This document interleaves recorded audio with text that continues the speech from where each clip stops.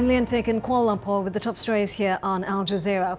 Stock markets in Asia took their cue from Wall Street overnight after the Dow Jones was hit by its biggest ever intraday drop. Concerns about the Greek bailout and the euro were made worse by an apparent technical glitch on Wall Street, creating a roller coaster day for markets. Japan's benchmark Nikkei index fell as much as 4% when markets opened, but news of a $21 billion government injection in the money markets helped pare losses.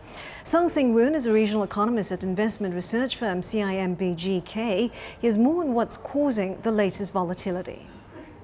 A lot of the weakness this week obviously had been just lingering worries about the European sovereign debt problem and what is the wider implication of whether it will spread to become a global sovereign debt problem. And obviously what happened on Wall Street last night, I think, compounded the fear.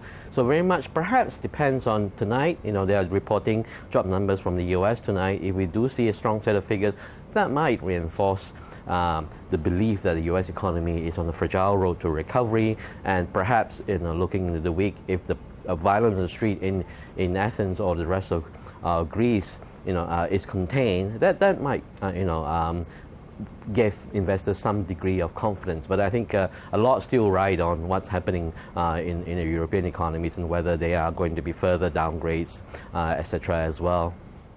A 100-ton containment chamber is being lowered over a ruptured oil well in the Gulf of Mexico in an attempt to stem the flow of oil into the sea. The well operator, BP, hopes the chamber will be in place on the seabed by Monday, allowing some of the leaking oil to be piped up to tankers on the surface. A second chamber is being built to cover a second leak, and a relief well is being drilled as a contingency. BP spokesman Neil Chapman says deploying containment chambers over the Deepwater Horizon leaks is an extremely technical challenge. It's been done, but not at these depths. And I mean, this makes it very complicated to work at the sort of depths at 5,000 feet down in the depths of the water, because it's not like 2,000 feet, 2,500 feet times 2. The pressure increases and increases, and you get the difference of the pressure and the cold and the temperature of the oil that'll be. So it's a very challenging environment to be working on.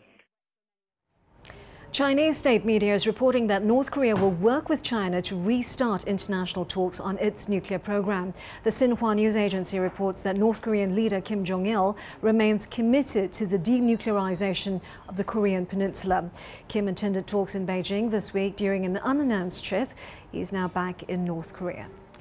The CIA has reportedly been authorized to use drones to attack a wider range of targets inside Pakistan's tribal areas. According to reports, potential targets can now be selected according to pattern of life analysis, which identifies so-called suspicious behavior. Previously, only identified suspects on an approved list could be targeted. The changes brought in by the Bush administration have been expanded by President Obama. Critics say the new rules could lead to more civilian deaths. And those are the headlines for the moment. You can get more of the day's news on our website. The address, as always, is aljazeera.net/English.